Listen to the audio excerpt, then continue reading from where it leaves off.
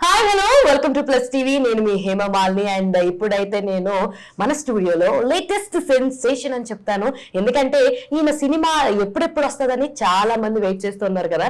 ఆ సినిమాయే most awaited movie Harihara Veeramallu. మరి అందులో నిన్న ఒక లేటెస్ట్ సెన్సేషనల్ సాంగ్ అయితే వచ్చేసింది, అసుర హననం అని. మరి అంత అద్భుతమైన పాటని రాసినటువంటి రాంబాబు గోసాల గారు మనతో పాటు మన స్టూడియోలో ఉన్నారు. ఆయనతో మాట్లాడేద్దాం, మరిన్ని విషయాలు తెలుసుకునే ప్రయత్నం అయితే చేసిద్దాం. సార్ నమస్తే, ఎలా ఉన్నారు? బాగున్నారా? కొంచెం జోష్ కావాలి మాకు, అంత మంచి పాట రాసి ఇంత సాఫ్ట్ గా. నమస్తే, బాగున్నాను ఏంటి? సో అసలు ఫస్ట్ హౌ ఇట్ స్టార్టెడ్ అంటే ఏం చెప్తారు? ఎలా వచ్చింది ఈ అవకాశం? హౌ ఇట్ స్టార్టెడ్ అంటే జ్యోతికృష్ణ గారు డైరెక్టర్. అవును, ఆయన అంతకుముందు రూల్స్ రంజన్ ఒక సినిమా చేశారు. సమ్మోహనుడా పాట గుర్తుంది కదా, ఈయన రాశారు. చాలా పాటలోనే నేను చెప్తాను. ఓకే, ఆ సమ్మోహనుడు అనే పాట చాలా పెద్ద హిట్ అయింది, బాగా ఛానల్ ట్రెండింగ్ లో ఉంది. ఆ తర్వాత సార్ పవన్ కళ్యాణ్ గారితో సినిమా చేస్తున్నారని తెలిసి నేనే అప్రోచ్ అయ్యాను. నేనే మెసేజ్ పెట్టి, సార్ పవన్ కళ్యాణ్ గారి సినిమాకి నాకు రాయాలని ఉంది, నాకు ఒక పాటకి అవకాశం ఇవ్వండి అని పెట్టాను. సరే చూద్దాం అన్నారు. తర్వాత పిలిచి నాకు కొన్ని విజువల్స్ చూపించారు. విజువల్స్ చూపించి, నువ్వు ఇది వరకు రాసిన పాటలన్నీ వేరు, అవన్నీ లవ్ సాంగ్స్ ఇవన్నీ ఉన్నాయి, ఇది అలా కాదు, ఇది ఒక రేంజ్, చాలా పవర్ఫుల్ గా ఉండాలి లిరిక్స్. కీరవాణి గారి మ్యూజిక్ లో లిరిక్స్ అంటే బాహుబలి, RRR రేంజ్ లో ఉండాలి. పైగా ఇక్కడ పవన్ కళ్యాణ్ ఆయన ఫస్ట్ టైం ఇలాంటి సినిమా చేస్తున్నారు. అలాగే హిస్టారిక్ గా ఫస్ట్ టైం ఇలాంటి సినిమా చేస్తున్నారు. మనం అంతకుముందు వేరే 2 పాటలు ఆల్రెడీ రికార్డింగ్ అయ్యాయి, కానీ అవి కొంచెం ఈ వేరే ఫార్మేట్లో ఉంటాయి. ఇది పూర్తిగా ఈ సినిమా నేపథ్యానికి సంబంధించిన పాటలా ఉండాలి, చాలా ఫెరోషియస్గా హీరోయిజం ఉండాలి, మంచి పవర్ఫుల్గా ఉండాలి అని చెప్పారు. కొన్ని విజువల్స్ చూపించారు. నేను ఆ పవన్ కళ్యాణ్ గారి విజువల్స్ అవి చూసి ఆ విజువల్ చూశాక నేను బాగా ఇన్స్పైర్ అయ్యా. ఇంకప్పుడు లేదు, ఇది చాలా అంటే నాకు పెద్ద అవకాశం. కీరవాణి గారు, పవన్ కళ్యాణ్ గారు, మనకి ఆల్రెడీ జ్యోతి గారితో పనిచేసాను, హిట్ పాట ఇచ్చాను కాబట్టి ఓకే.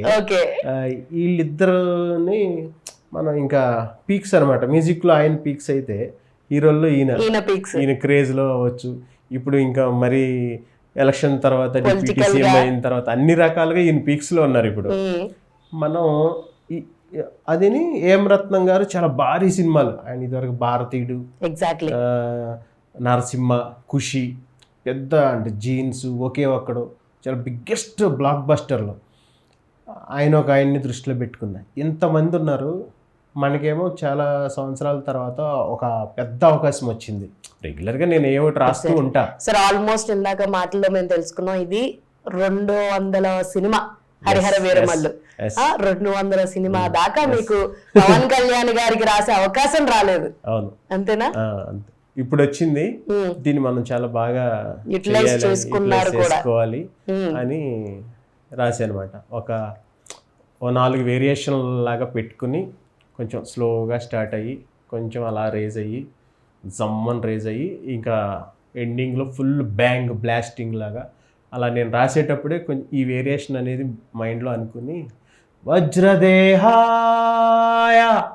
అలా సాకిలాగా తీసుకుని తర్వాత పాటలోకి వెళ్ళిన తర్వాత ప్రళయకాల రుద్రుడల్లే తాండవించు భైరవం, గగనమైన భువనమైన దద్దరిల్లు రౌరవం, అలా మధ్యలో ఒక లిరిక్ చూసాను, బట్ నాకు ఎగ్జాక్ట్ గా లిరిక్ గుర్తు రావట్లేదు, కానీ వింటున్నప్పుడు అబ్బా ఇది కదా కావాలి లిరిక్ అన్న ఫీలింగ్ అయితే వచ్చింది. అండ్ మోర్ ఓవర్ మీరు ఇందాక అంటున్నప్పుడు ఒక బాహుబలి గానీ, ఒక RRR గానీ, కీరవాణి గారి దగ్గర ఎప్పుడు ఆయన హిస్టరీని టచ్ చేసినా he will give a Jammu of songs అన్నమాట.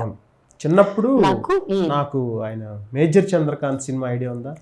పుణ్యభూమి నా దేశం నమో నమామి, అది నా ఆల్ టైమ్ ఫేవరెట్ సాంగ్. కలిసినప్పుడు చెప్పారా మరి? చెప్పాను, నిన్న స్టేజ్ మీద చెప్పాను స్పీచ్ లో. సార్ అప్పుడు స్కూల్లో కాంపిటీషన్ జరిగినప్పుడు ఈ పాట పాడితే నాకు Nataraj pencil box, geometry box gift వచ్చింది. తర్వాత అన్నమయ్యలో పాటలు, అది కూడా ఇన్స్పిరేషన్ నాకు ఆ ఇన్స్పిరేషన్తోనే నేను వెంకటేశ్వర స్వామి మీద పాట రాయడం ఫస్ట్ టైం నా లైఫ్లో. వెంకటేశ్వర స్వామి మీద ఒక 2 పాటలు రాసుకున్నా. ఆ 2 మెమరీస్ అనమాట కీరవాణి గారికి సంబంధించి. అలాంటిది ఇప్పుడు కీరవాణి గారి మ్యూజిక్లో పాట రాయటం అనేది చాలా అదృష్టంగా భావిస్తున్నాను.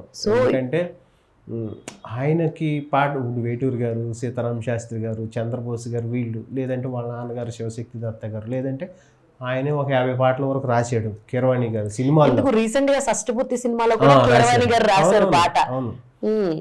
తర్వాత మళ్ళీ నేను చదువుకునే టైంలో స్టూడెంట్ నెంబర్ 1 లో నాకు ఒక ఫేవరెట్ సాంగ్, ఏం పాట?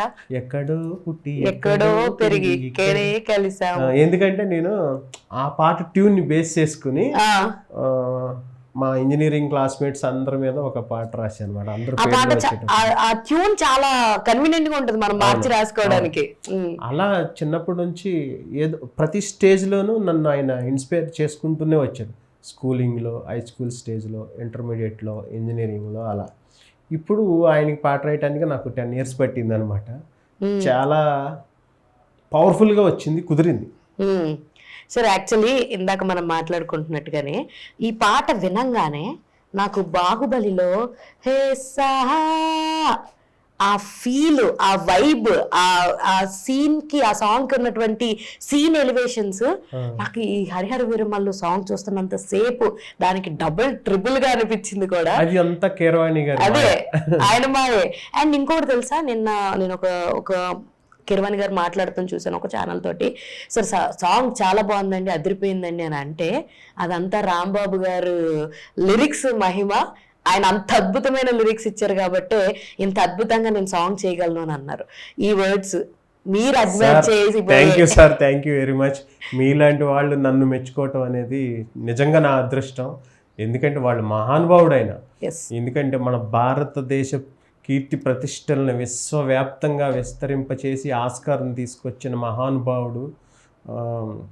ఏమనాలి, ఇంకా ఆయన్ని మించిన సంగీత దర్శకుడు మన భారతదేశంలో ఇంకెవరున్నారు ఇప్పుడు? ఎగ్జాక్ట్లీ. సో నేను ఒక మీమ్ కూడా, ఆయన అంత కాంప్లిమెంట్ ఇచ్చాడంటే నేను చాలా హ్యాపీ. అసలు మీరు ఇంకా చూడలేదు అయితే, నాకు తెలిసి నేను చూసాను కాబట్టి చెప్తున్నాను. అయితే I have in meme template కూడా ఉంది యాక్చువల్లీ. హిస్టరీ ఏదైనా సరే నేను ఎవ్వరి మ్యూజిక్ అంటూ లేదు, కీరవాణి గారి కింద. అంతే కదండి. ఇప్పుడు ఒక నార్మల్ కమర్షియల్ సినిమాలు చేశారు, అన్నమయ్య, రామదాస్ లాంటి దేవుడి సినిమాలు చేశారు, బాహుబలి, RRR లాంటి ఫోక్లోర్, చారిత్రాత్మక నేపథ్యం ఉన్న సినిమాలు చేశారు.